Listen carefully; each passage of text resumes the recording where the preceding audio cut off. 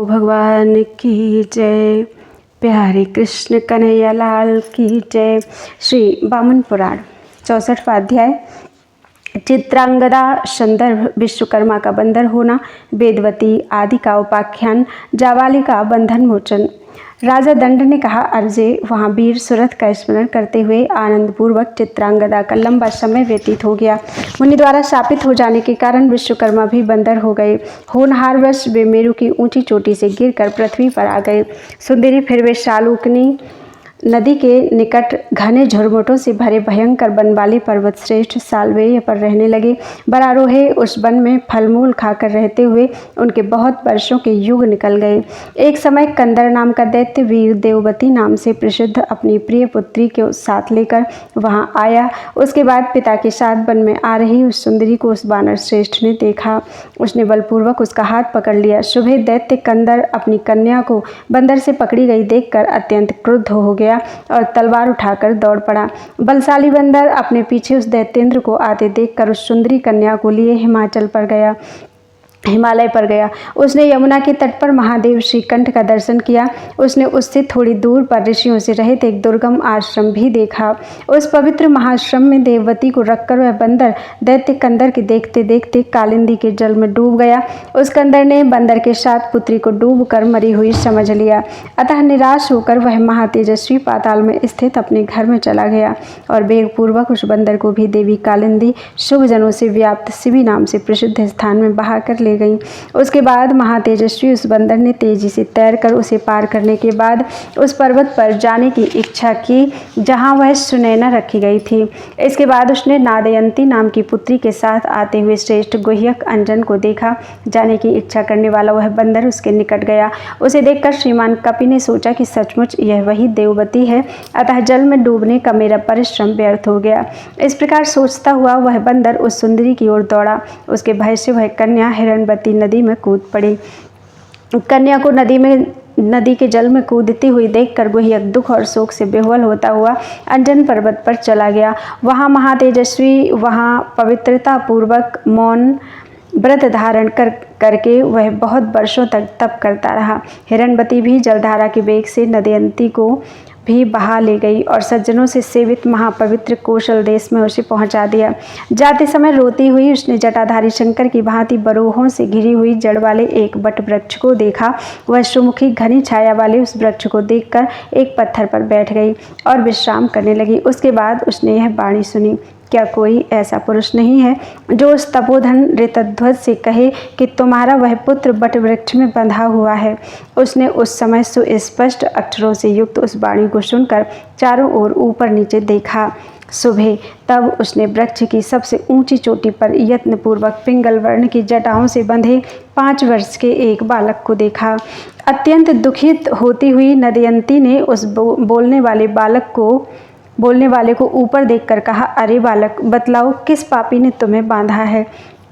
उस बालक ने उससे कहा, महाभागे, एक महादुष्ट बंदर ने मुझे जटाओं द्वारा इस बट में बांध दिया है। मैं अपने तपोबल से ही जी रहा हूँ। पहले उन्मत्तपुर में देव महेश्वर प्रतिष्ठित थे। वहाँ तप के राशि स्वरूप महातपस्वी मेरे पिता ऋतध्वज निवास करते थे। महायोग का जब तप कर रहे उन महात्मा का मैं सभी शास्त्रों में निपुण एवं भौरों के समूह से युक्त पुत्र उत्पन्न हुआ। सुभान ने पिताजी ने मेरा नाम जावाली रख कर मुझसे जो कुछ कहा उसे सुनो। उन्होंने कहा, तुम 5000 वर्षों तक बालक रहोगे एवं 10,000 वर्षों तक कुमार रहोगे। 20 वर्षों तक तुम्हारा पराक्रम पूर्ण यौवन रहेगा। उसके बाद उसके दुगने समय तक बुढ़ापे की स्थिति रहेगी। बाल्यावस्था में 500 वर्षों तक तुम्हें दृढ़ बंधन भोगना पड़ेगा। उसके बाद 1000 वर्षों तक कुमारावस्था में तुम्हें शारीरिक कष्ट भोगना पड़ेगा तथा युवावस्था में 2000 वर्षों तक तुम उत्तम भोगों को प्राप्त कर सकोगे। बुढ़ापे में 4000 वर्षों तक अत्यंत क्लेश भोगना होगा।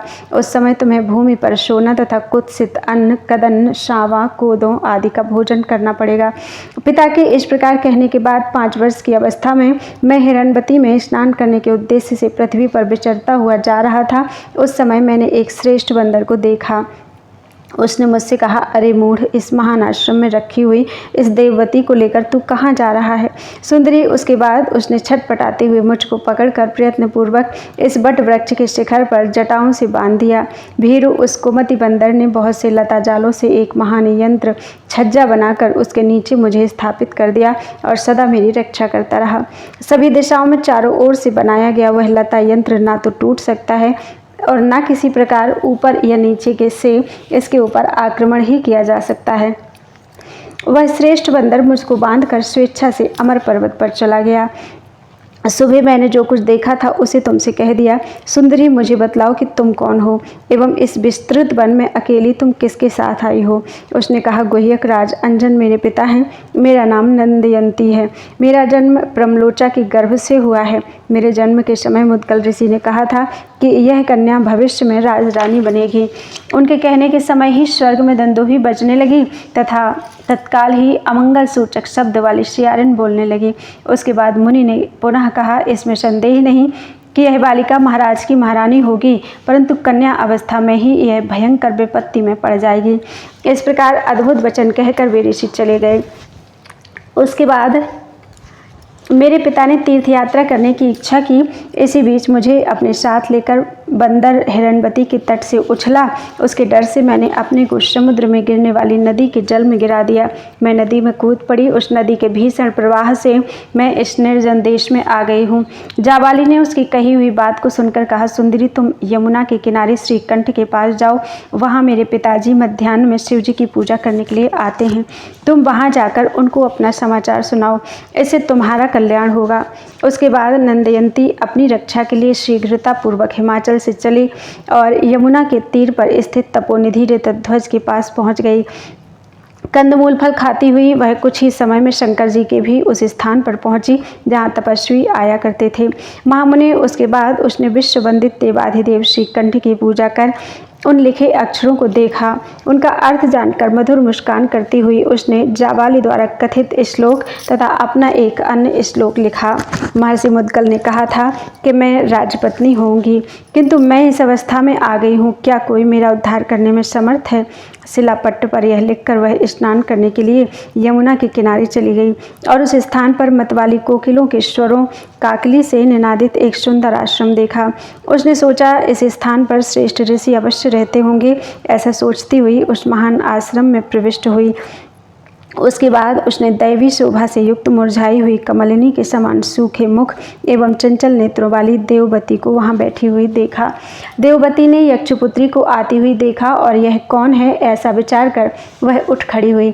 उसके बाद सखी भाव से उन दोनों ने आपस में गाढ़ आलिंगन किया। वे एक दूसरे के गले लगी तथा परस्पर पूछताछ और बातचीत करने लगी। वे दोनों उत्तम ललनाएं एक दूसरे की सच्ची घटनाओं को जानकर बैठ गईं एवं आदरपूर्वक अनेक प्रकार की कथाएं कहने लगीं। इसी बीच वे तत्वज्ञाता मुनि श्रेष्ठ श्रीकंठ के निकट स्नान करने के लिए आए और उन्होंने पत्थर पर लिखे हुए अक्षरों को देखा। उन्हें देख और पढ़कर और तथा उनका अर्थ समझकर वे तपोनिधि एक क्षण में ध्यान लगाकर सब कुछ ठीक ठीक जान गए। उसके बाद महर्षि ऋतध्वज शीघ्रता से देवेश्वर की पूजा कर राजा इक्ष्वाकु का दर्शन करने के लिए तुरंत ही अयोध्या चले गए। श्रेष्ठ नरपति का दर्शन करके तपस्वी ऋतध्वज ने कहा, नर शार्दूल, राजन, मेरी विज्ञप्ति सुनिए। राजन, आपके ही राज्य की सीमा में एक बंदर ने सर्वशास्त्रों में निपुण अच्छे गुणों से युक्त मेरे पुत्र को बांध रखा है। राजेंद्र, अस्त्र विधि में पारंगत आपके शकुनी नामक पुत्र के सिवाय दूसरा कोई उसे छुड़ा नहीं सकता। कृशोदरी मुनि के उस वचन को सुनकर मेरे पिता ने अपने पुत्र मेरे भाई शकुनी को उन तपस्वी के पुत्र के बंधन छुड़ाने के संबंध में उचित आदेश दिया। उसके बाद पिता के द्वारा भेजा गया वह शक्तिशाली मेरा भाई उन श्रेष्ठ ऋषि के साथ ही बंधन के स्थान पर आया। चारों ओर बरोहों से ढके हुए अत्यंत ऊंचे बटवृक्ष को देखने के बाद उसने वृक्ष की ऊंची चोटी पर बंधे हुए ऋषि के पुत्र को बंधा हुआ देखा। फिर उसने फैले हुए उन समस्त लता जालों को चारों ओर से अच्छी तरह देखा एवं बड़ के पेड़ में अपने जटाओं से बंधे मुनिपुत्र को देखकर उस पराक्रमी ने धनुष लेकर उसकी प्रत्यंचा चढ़ाई और एवं वह ऋषि पुत्र की रक्षा करते हुए निपुणता से बाणों द्वारा लता जालों को काटने लगा। 500 वर्ष बीत जाने पर चारों ओर बंदर के द्वारा बनाया गया लता जाल बाणों से जब काट दिया गया, तब ऋषि ऋतध्वज लताओं से ढके उस बट वृक्ष पर शीघ्र चढ़ गए। जाबाली ने अपने पिता को आया देखकर बंधे रहने पर भी अत्यंत आदर के साथ यथाविधि सिर से सिर झुकाकर प्रणाम किया। उन मुनि ने पुत्र का मस्तक सूंघकर उसको अच्छी तरह गले लगाया। फिर वे बंधन खोलने लगे, परंतु अत्यंत दृढ़ बंधन को वे खोल न सके। तब पराक्रमी शकुनी शीघ्र ही धनुष और बाणों को रखकर जटा खोलने के लिए बरगद के पेड़ पर चढ़ गया, पर वह भी कपि द्वारा दृढ़तापूर्वक बनाए गए बंधन को खोल न सका। जब वह जटाओं को नहीं खोल सका, तब श्रेष्ठ ऋषि के साथ शकुनी नीचे उतर आया। फिर उसने धनुष एवं बाण लिया तथा एक सरमंडप बनाया। उसके बाद उसने हल्के हाथ अर्धचंद्राकार बाणों से उस शाखा को 3 टुकड़ों में काट दिया। कटी हुई शाखा के साथ ही भारवाही तपोधन बाण की सीढ़ियों के मार्ग से वृक्ष के नीचे उतर आए। राजा के धनुधारी पुत्र द्वारा अपने पुत्र की रक्षा हो जाने के बाद ऋतध्वज भारवाही जाबाली के साथ सूर्यपुत्री यमुना नदी के तट पर गए।